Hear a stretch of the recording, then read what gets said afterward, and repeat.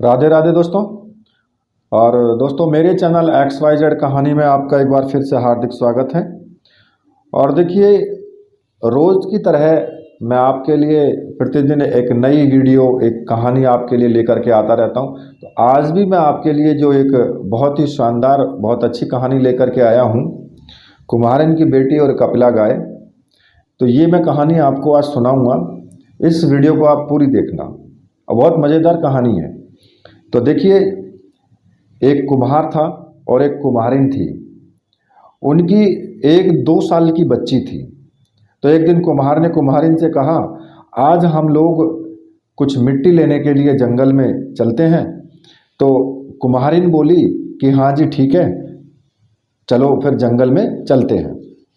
तो कुम्हार ने हाथ में फावड़ा पकड़ा और वो जंगल की ओर चल दिया।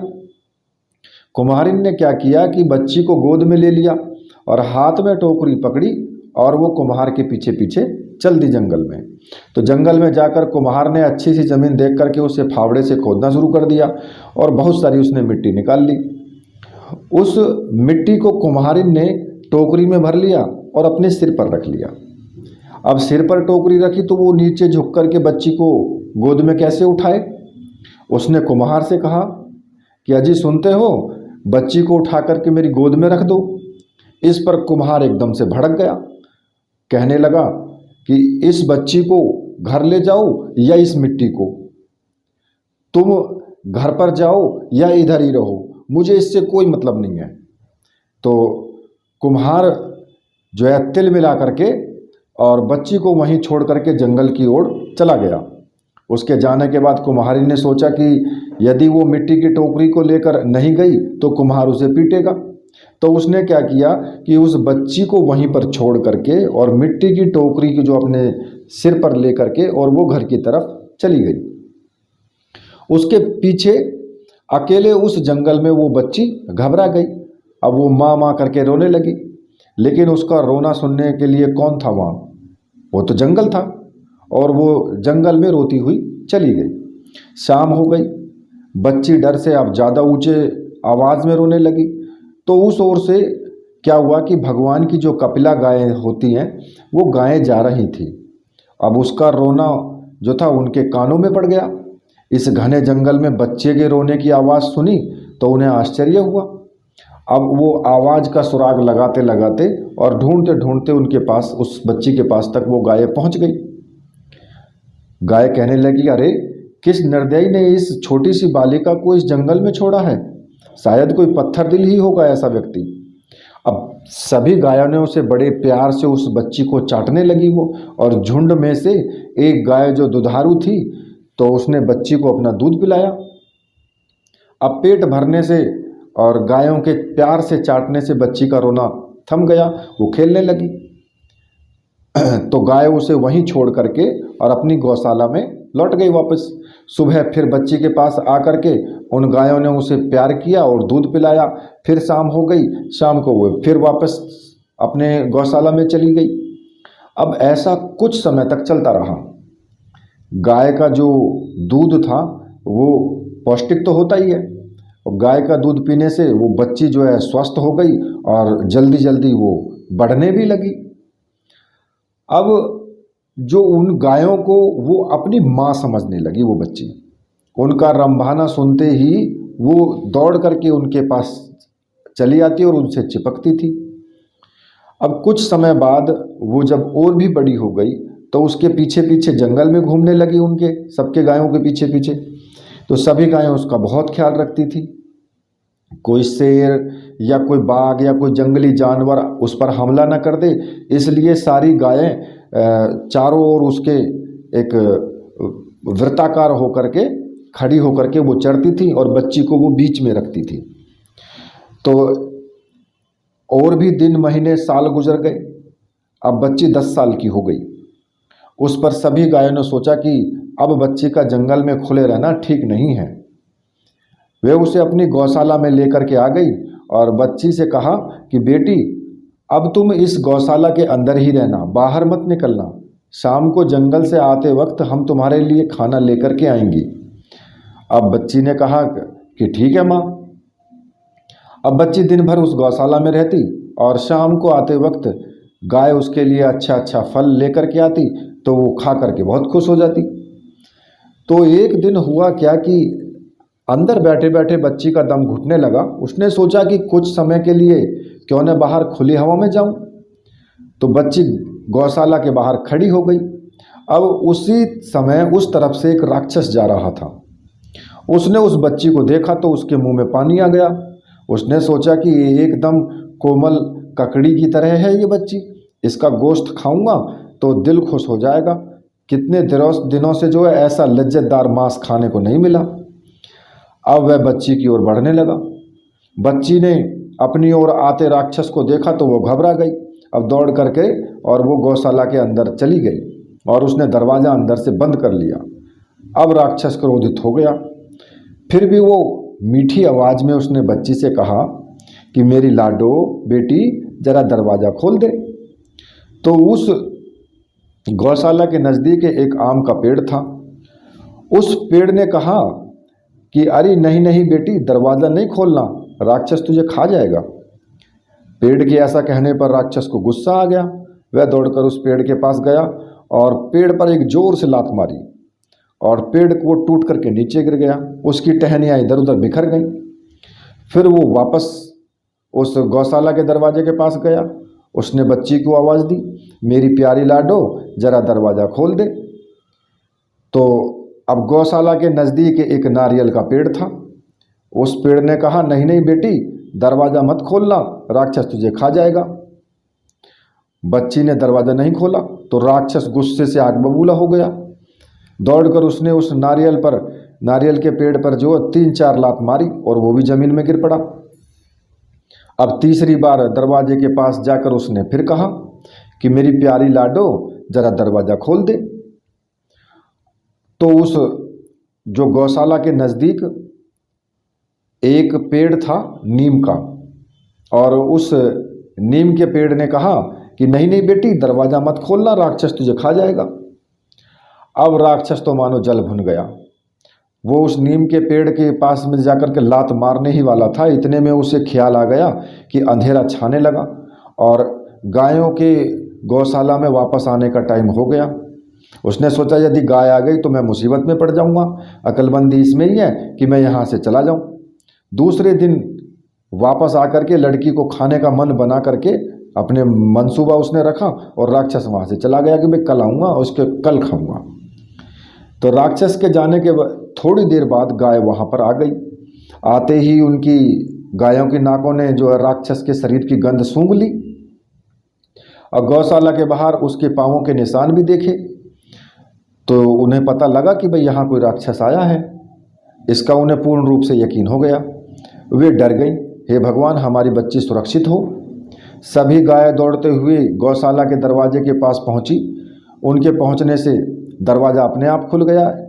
वो सब सारी की सारी गायें एकदम अंदर घुसी तो उन्हें अंदर बच्ची दिखाई नहीं दी।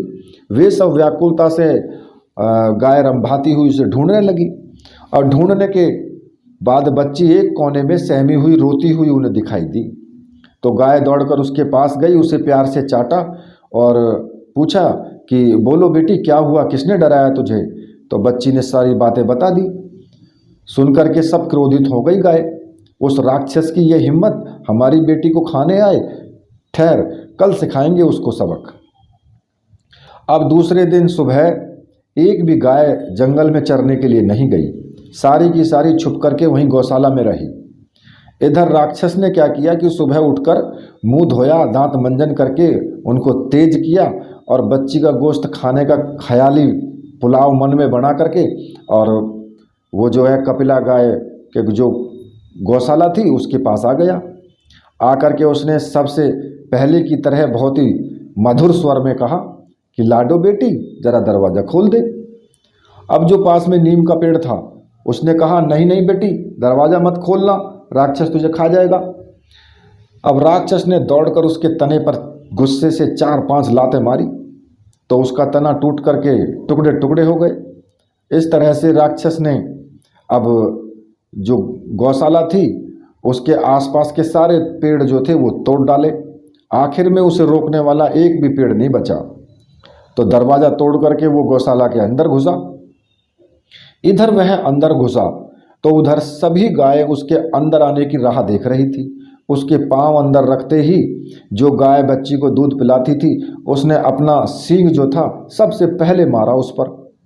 इसके बाद दूसरी ने, तीसरी ने, ऐसा करके सभी गायों ने मिलकर के उसकी कमर तोड़ दी, हाथ पैर तोड़ डाले और उसको जख्मी करके दूर जंगल में फेंक दिया।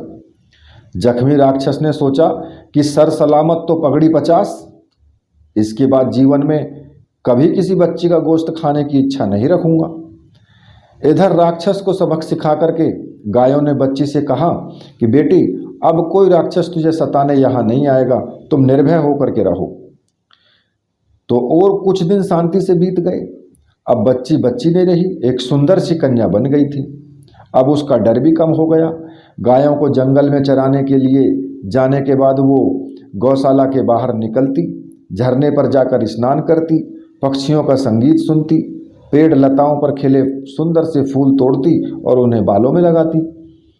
एक दिन हमेशा की तरह वह झरने पर स्नान करके फूल तोड़ रही थी तो उस तरफ से उस राज्य का राजकुंवर जो था वो शिकार के लिए निकला था। एक हिरन के पीछे दौड़ता दौड़ता वो वहाँ पहुँच गया। उसने उस कन्या को देखा और उसे वह बहुत भा गई। उसने कन्या से बात करने का प्रयत्न किया तो कन्या दौड़ करके गौशाला में घुस गई और दरवाज़ा बंद कर लिया। अब राजकुंवर पहले की नज़र में उस कन्या से प्यार करने लगा। वह अपने घर गया, अपने माता पिता से उसने अपने प्यार की बात बताई। राजमाता ने यह सब बात राजा को बताई तो राजा ने कहा, ठीक है, जैसी पुत्र की इच्छा, यदि वह उसे कन्या पसंद है तो उसके साथ ही उसकी शादी करेंगे। राजा ने तुरंत प्रधान को आदेश दिया कि कुछ सिपाही साथ में लेकर के उस वन में जाओ और उस कन्या को राजमहल में लेकर के आओ। राजा के आदेश के अनुसार प्रधान जो था वो कुछ सिपाही के साथ लेकर के और कन्या को साथ में लेकर के राजमहल में आ गया। अब कन्या की सुंदरता देख करके राजा और रानी दोनों ही प्रभावित हो गए। अपने पुत्र की पसंद की उन्होंने प्रशंसा की। रानी ने तुरंत ही दासियों से कहकर कन्या को सुगंधित तेल और उबटन लगाकर नहलाया, उसे अच्छे से कपड़े पहनने को दिए और उसे अलंकार पहनाए, उसके बाल बनाए। अब कन्या इस वेश में पहले से भी अधिक सुंदर दिखने लगी, जैसे कि वह स्वर्ग की अप्सरा हो। कुछ दिन तक रानी माँ ने उसे अपनी देखभाल में रखा, राजघराने की रस्में रिवाज की शिक्षा दी। जब वह पूरी तरह राजघराने की बहू बनने लायक हो गई तो राजकुंवर का उससे जो है बड़ी धूमधाम से विवाह किया गया। तो वह कुम्हार की लड़की अब राजा की बहू बन गई। उसके बाद अब सारा सुख चैन था। पहनने के लिए अच्छे अच्छे वस्त्र थे, हीरे जवाहरात थे, नौकर चाकर थे, प्यार करने वाला पति था, सास ससुर थे। लेकिन वो खुश नहीं थी। उसे अपनी गौमाताओं की बहुत याद आती थी, इसलिए सारा सुख होते हुए भी वो बहुत दुखी थी।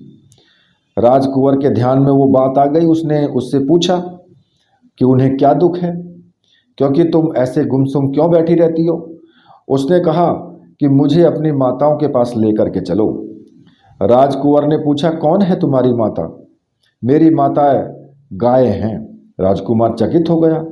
उस पर कन्या ने उसे सारी कथा सुनाई। सुनकर उसने कहा, ठीक है, मैं तुम्हारी माताओं के पास लेकर तुम्हें चलता हूँ। दूसरे ही दिन राजकुमार कन्या को यानी अपनी पत्नी को उस जंगल में लेकर के गया तो कन्या को देखकर सभी गायें दौड़ करके उसके पास आ गई। कन्या भी दौड़कर उनके गले चिपक गई। गायों ने उसे ममता से चाटा, कन्या ने भी उन्हें प्यार से सहलाया।